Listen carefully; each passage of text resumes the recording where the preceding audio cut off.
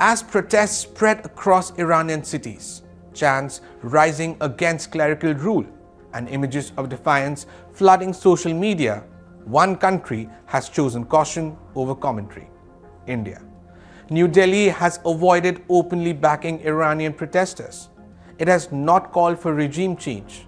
It has not issued moral sermons. This silence is deliberate.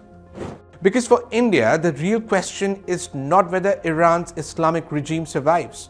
The real question is this: what happens to India's strategic interests if Iran weakens, fractures, or collapses? India's relationship with Iran has never been ideological. It has never been about religion or political systems or shared values. It has always been about geography and necessity. With Pakistan blocking all land accesses to Afghanistan and Central Asia, Iran remains India's only viable western corridor. Without Iran, India hits a wall. That is why projects like Chabahar Port matter so much. You see, Chabahar is not just a port. It is India's gateway out of South Asia. Located on the southern coast in Sistan and Balochistan, Chabahar was built with Indian support to bypass Pakistan entirely.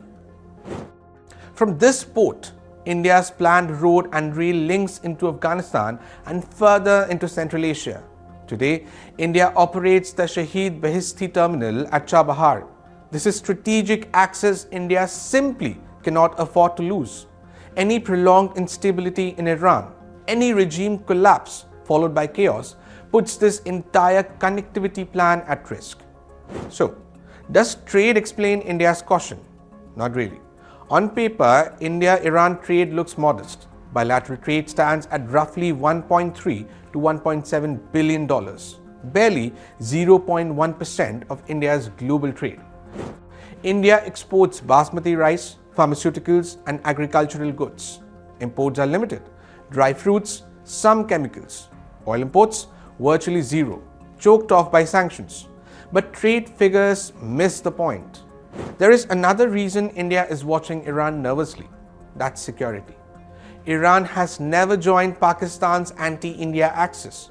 In fact, Tehran has consistently opposed the Sunni extremist groups that threatened both Shia communities and Indian interests, groups like the Taliban and ISIS. These are the same militant networks, or should I say the terrorist networks, that have attacked Indian targets in Afghanistan.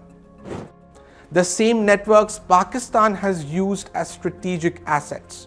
Iran has fought them, often brutally, using the Islamic Revolutionary Guards Corps.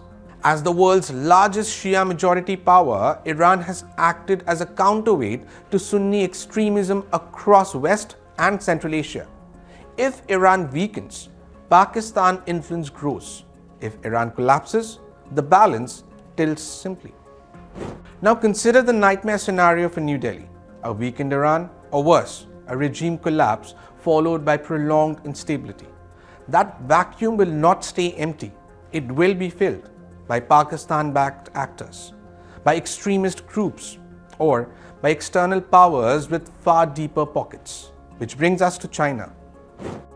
Iran is already drifting closer to Beijing.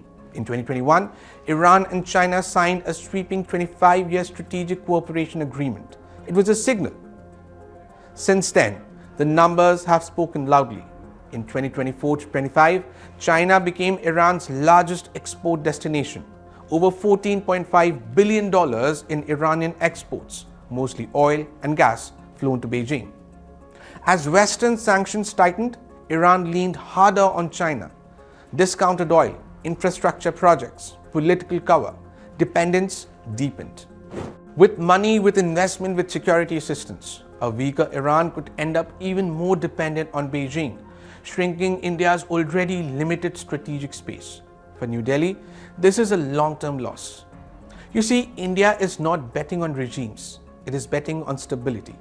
Because in an already volatile region, with wars in West Asia, tensions in the Red Sea, and great power rivalry everywhere, a collapsing Iran would not bring clarity, it would bring chaos. And for India, chaos next door is always bad news.